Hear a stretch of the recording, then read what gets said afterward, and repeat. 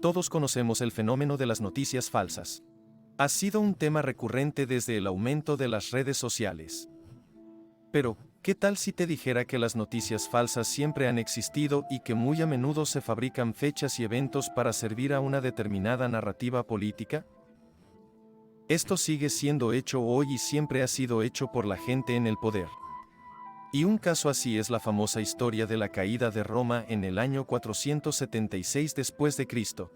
Y esto demostraría ser una noticia falsa tan increíblemente poderosa que, incluso hoy, 1500 años después, todavía caemos en esa invención. Tanto así que las entradas de Wikipedia e incluso los libros de historia se refieren a la caída de Roma en el año 476.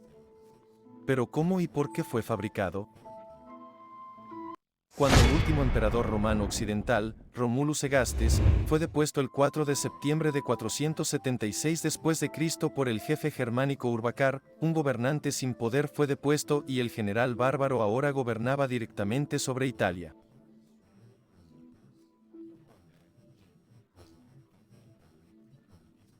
Esto ahora se cita a menudo como la caída del Imperio Romano Occidental. Sin embargo, Romulus Segastes, también conocido como Augustulus, el pequeño Augusto, no tenía ningún poder real. Él era un niño de alrededor de 11 años de edad en el año 476 y el ejército del Imperio Romano Occidental, si se le puede llamar imperio en ese momento, estaba fuertemente en manos de los feuderati germánicos. Y esto no era de ninguna manera un fenómeno nuevo. Ya hace 80 años, un general medio vándalo llamado Flavio Estílico ejercía el verdadero poder en el Imperio Romano Occidental, y el niño emperador Honorio fue efectivamente durante mucho tiempo solo un títere. Este proceso se aceleró más cuando el Imperio Occidental comenzó su declive, y especialmente después de que el Magister Miltum Ricimer tomó el control en el año 457, los emperadores serían más a menudo que no títeres. Majoriano y Antemio representan dos excepciones heroicas, pero emperadores como Livio Severo o Olibrio eran solo títeres de Ricimero. Y Glucerio solo era un títere del sobrino burgundio de Ricimero, Gundobad. El trono romano occidental a veces estaba vacío durante muchos meses antes de que se eligiera un nuevo emperador, como por ejemplo desde el 456 hasta el 457. Así que ese día en 476 no fue nada inusual para los romanos. De hecho, el evento no recibió ninguna atención de los contemporáneos en el oeste o el este. No hubo gritos, ni lamentos por una caída. La vida en Roma continuó igual en el 476. El Senado aún se reunía, el prefecto urbano romano aún estaba elegido, los cónsules aún eran elegidos en Occidente. Roma seguía siendo romana, aún en Ravenna, no varió mucho. En lugar de un emperador de 11 años sin poder, que de hecho era solo un títere de su padre Flavio Orestes, ahora un general germánico estaba sentado en el trono. La vida continuó normalmente, incluso en Ravenna. Las regalías imperiales fueron enviadas a Constantinopla, y Odoacro oficialmente gobernaba en nombre del emperador romano de Oriente, Sinou, en Constantinopla. Nadie hablaba de una caída de Roma, de hecho esto se veía a menudo como una reunificación del imperio, donde Italia ahora era una provincia del Imperio Romano en lugar de su propio imperio occidental separado.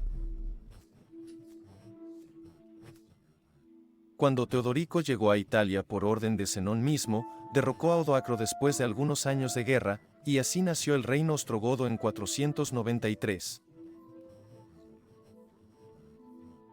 Pero aún así, nadie hablaba de una caída. Por el contrario, especialmente las primeras décadas del largo gobierno de Teodorico fueron vistas por muchos como un renacimiento del Imperio Romano Occidental. Sicilia fue recuperada de los vándalos, y los ostrogodos llevaron a cabo con éxito una campaña contra los rugios, y incorporaron su reino al reino de Teodorico. Este reino ostrogodo no solo era más grande, sino también más estable que el Imperio Romano Occidental después de la muerte de Majoriano en el año 461. Y cuando Teodorico se quedó en Roma en el año 500 durante más de medio año, entró a la ciudad como escribe Quesiedoures, como un segundo Trajano. La procesión de Teodorico a través de la ciudad se sintió para muchos como los triunfos imperiales de antaño. Nadie hablaba de declive, en cambio se proclamaba el renacimiento y el renacimiento imperial.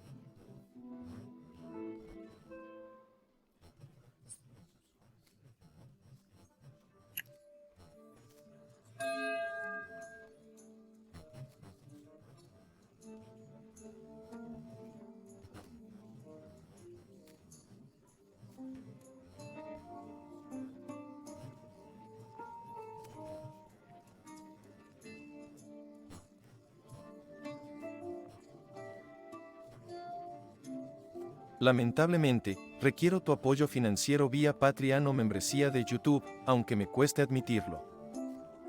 Pero creo que Majorian agradecería tu apoyo a un canal con su nombre, y yo sin duda te agradezco mucho, amigos míos. De hecho, se podría argumentar que la ascensión de Teodorico marcó el renacimiento del Imperio Romano Occidental.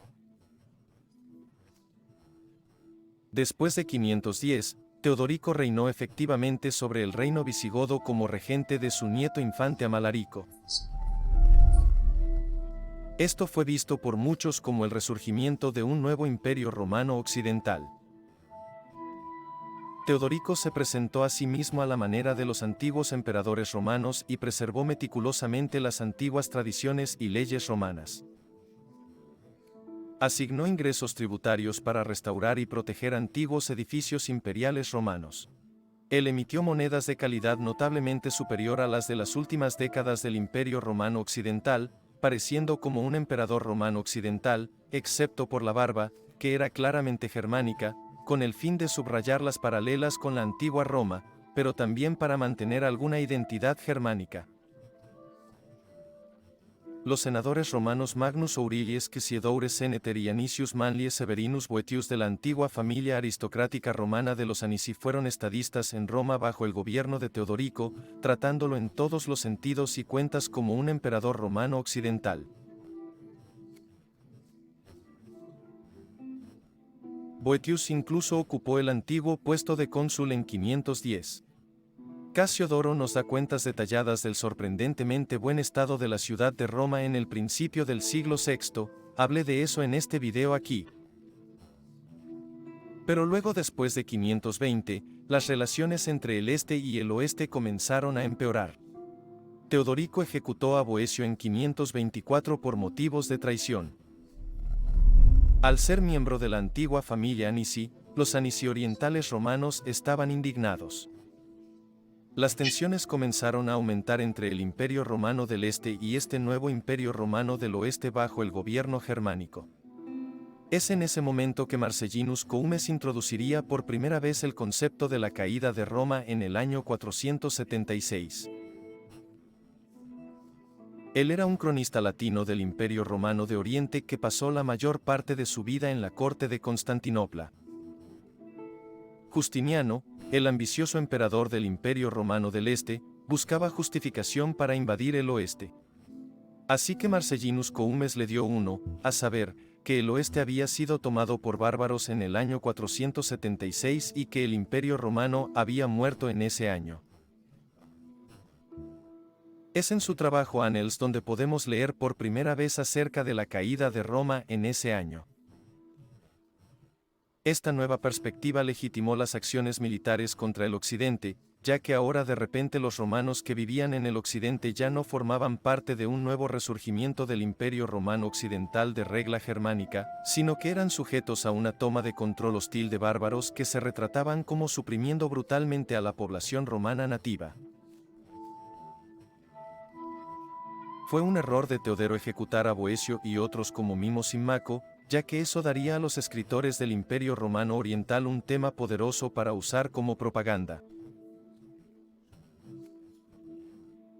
Esto hizo que los gobernantes germánicos parecieran tiranos sanguinarios, donde ahora parecía necesaria una invasión del oeste para liberar a los pobres romanos de esta tiranía. Por supuesto, los anteriores 30 años de regla muy benévola por Teodorico ya no eran importantes. Así fue como Marcellinus Coumes rebrandizó póstumamente la fecha de 476 como la caída de Roma, simplemente porque un gobernante de ascendencia itálico-romana fue reemplazado por uno germánico. Ahora el pretexto estaba allí, y para el 535 la guerra con el reino austro-gótico había comenzado. Para 553 la guerra había terminado, pero Italia, completamente devastada y destruida. Que podría haber sido el verdadero resurgimiento de un nuevo imperio romano occidental, con cada vez mayor grado de gobernantes romanizados, hasta que en algún momento nuevos emperadores itálico-romanos occidentales podrían haber gobernado, fue completamente destruido en su infancia. Esta guerra gótica resultó ser una gigantesca catástrofe y efectivamente terminó la antigüedad tardía y sumió a Italia en la Edad Media. Hablé extensamente sobre los efectos desastrosos que esa guerra tuvo en Italia y en Roma en estos videos aquí. Pero tan poderosa resultó esta propaganda del Imperio Romano de Oriente de Marcellinus Coumes, que los escritores posteriores copiarían esa narración de él. Y así fue que hasta el día de hoy, la mayoría de la gente todavía cae en esta narrativa de propaganda fabricada de un cronista del Imperio Romano Oriental hace 1500 años. Y si estás interesado en lo que las guerras góticas hicieron en Italia, puedes ver este video aquí en la esquina superior derecha. Pero si estás más interesado en las consecuencias para Roma misma, puedes ver el otro video en la esquina inferior derecha. Agradezco nuevamente a los amigos de la historia romana, gracias amigos del Imperio Romano y buena aventura.